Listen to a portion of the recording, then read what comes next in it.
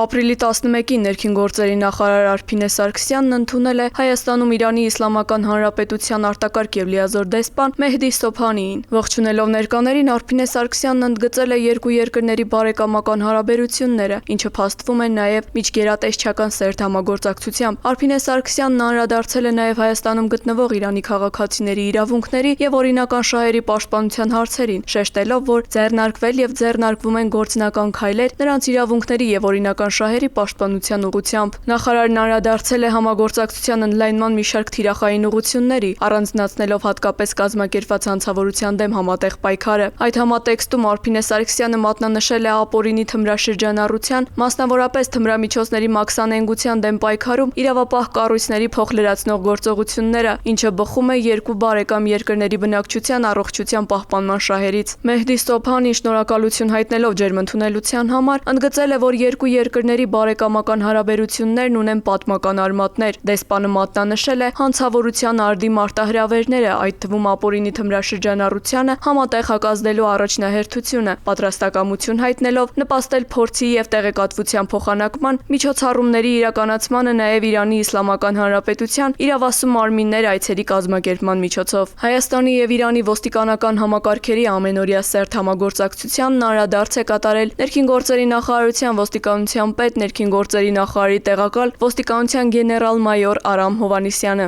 Հանդիպմանը կողմերը քննարկել են նաեւ աղետների ռիսկի կառավարման եւ միգրացիայի ոլորտներում համագործակցության ընդլայնման եւ ամենօրյա տարաբնույթ աշխատանքներին վերաբերող հարցեր։